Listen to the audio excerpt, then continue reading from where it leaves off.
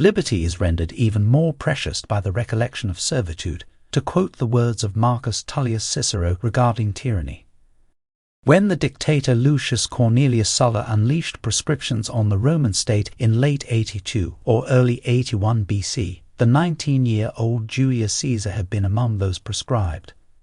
It is likely for this reason that 3 decades later, when Caesar took the state by force and was himself named dictator, he refused to proscribe his enemies, instead choosing a policy of clemency. But to the second triumvirate of Marcus Antonius, Marcus Aemilius Lepidus, and Gaius Julius Caesar Octavianus, the horrors of Sulla's proscriptions were merely stories from the history books, none having been alive during the terror of Sulla's proscriptions, except for Lepidus, who was only a small boy. And so Antonius, Lepidus, and Caesar did not share the natural aversion to the proscriptions which had driven men like Julius Caesar and Marcus Tullius Cicero. There were 130 people proscribed on the day the plebeian assembly confirmed the self-created offices of the triumvirs, and an additional 150 names were later added to the list. With slaves now incentivized to turn on their masters, sons encouraged to inform on their fathers, and wives emboldened to betray their husbands, every person in Rome became a potential enemy. Friend turned against friend, children forsook their parents, and freedmen betrayed their patrons. The kill squad responsible for slaying Marcus Tullius Cicero was led to the orator's location by a local shoemaker, but was first directed to the town of Formiae by Philologus, a freedman of Quintus Cicero. After Quintus and his eponymously named son were executed by the kill squad, Philologus, along with the other clients of Quintus, was interviewed regarding the whereabouts of properties owned by the Cicero brothers. When Philologus, after divulging the information, had attempted to claim his reward from Marcus Antonius for directing the kill squad to Formiae, the triumvir captured the freedman and handed him over to a woman named Pomponia, who was the sister of Cicero's best friend, Titus Pomponius Atticus. Pomponia had previously been married to Quintus and was the mother of his executed son. For his treachery against her child, and for the forsaking of his fiduciary responsibility to the family of his patron, Pomponia tortured Philologus by forcing him to cut off chunks of his own flesh, which she roasted and then compelled him to eat. A proscribed ex-praetor named Thurinus, when approached by soldiers, begged them to forego his execution until he could convince his son, who enjoyed great influence with Marcus Antonius, to intercede on his behalf. The soldiers simply laughed, assuring Thurinus that his son had already appealed to Antonius, but not in the way that the father had hoped. Again, Thurinus begged them to forego his execution in order that he might say farewell to his daughter. This time the soldiers complied, and as Thurinus held his daughter close, he advised her not to lay claim to her inheritance, lest her brother kill her as well. A man named Ligarius was concealed by his wife, who told only her most trusted slave. But because that slave informed on her, her husband was killed. Ligarius's sons, who were also proscribed, hid within the ovens in their villa, where the household slaves eventually found them. After a struggle which resulted in the death of one brother, the other escaped and threw himself from a bridge into the Tiber River. When merciful fishermen attempted to rescue the younger Ligarius, he struggled against them, warning that by trying to save one who was proscribed, they would only condemn themselves. Yet they pulled him out of the river and brought him to shore, where the last Ligarius then met the inevitable fate of being executed by soldiers. Their mother chose to follow the decapitated head of her husband into the Forum Romanum, where she begged for death by loudly accusing herself of harboring proscribed persons. But Marcus Antonius, being moved by her love for her husband, pretended not to notice her.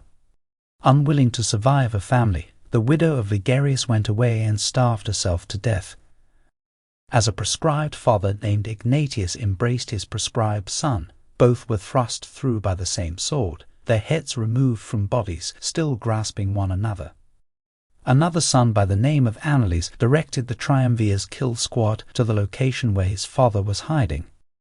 Annales was rewarded by the triumvirs with an aedileship and his father's fortune. But, reveling in drunkenness with the soldiers who had killed his father, Anneliese fell into an argument with them, which was settled when he was then slain by the same soldiers. Septimius did not know his wife was having an affair with a friend of Marcus Antonius. Anxious to be rid of her husband, so as to marry her paramour, the wife convinced Marcus Antonius to add Septimius to the proscription list. Playing the dutiful role of a wife, anxious and terrified for her husband's safety, she hid Septimius until the soldiers came for him. On the same day that Septimius lost his head, his widow celebrated her new nuptials. A proscribed man named Salassus successfully escaped Rome, but having nowhere else to go, he was forced to return to the city. As he snuck back into his house, which had been sold, he was discovered by his former janitor, who had been sold along with the house. The janitor promised to conceal Salassus for as long as possible, and sent word to Salassus's wife. But his wife was afraid to make the journey, fearful of the streets at night, and suspicious of her slaves. In the morning, the janitor went in person to encourage her to come to the aid of her husband.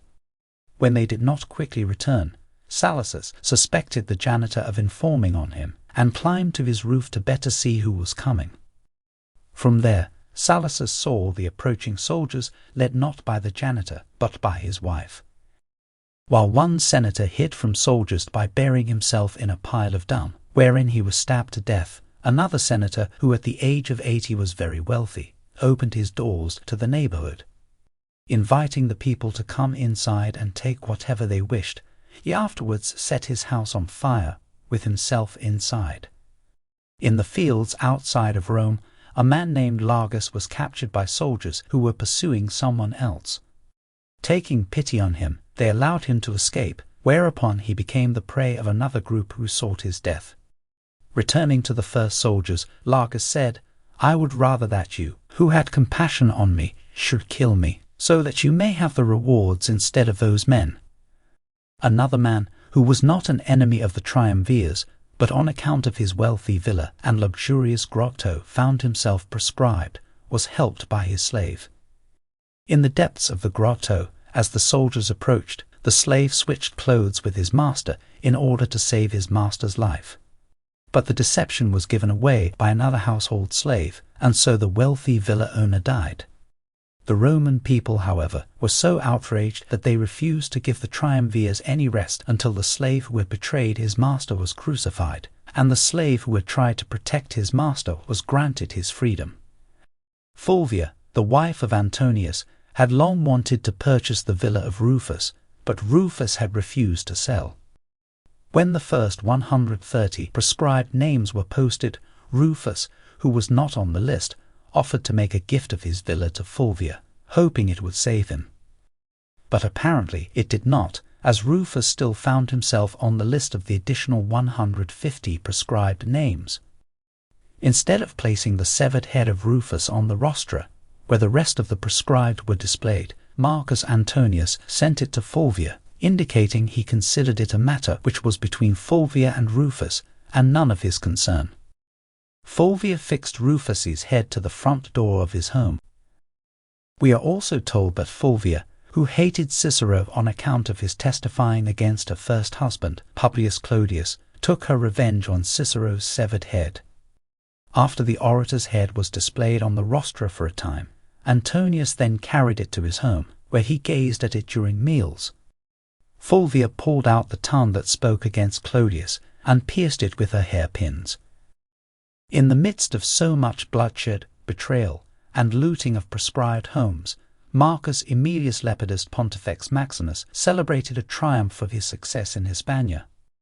By decree of the triumvirs, any persons who did not celebrate the day with sacrifices and feasting were threatened with proscription. And so Lepidus rode his triumphal chariot to the base of Capitoline Hill amidst crowds feigning joy, who were inwardly sick at heart. Such was the immediate quality of life under the new triumvirate of Marcus Antonius, Marcus Aemilius Lepidus, and the son of Caesar, who in taking power fulfilled yet another illustrious quotation from the pen of Marcus Tullius Cicero, in which the orator discerned, "When a government becomes powerful, it is destructive, extravagant, and violent. It is an usurer, which takes bread from innocent mouths and deprives honourable men of their substance, for votes with which to perpetuate itself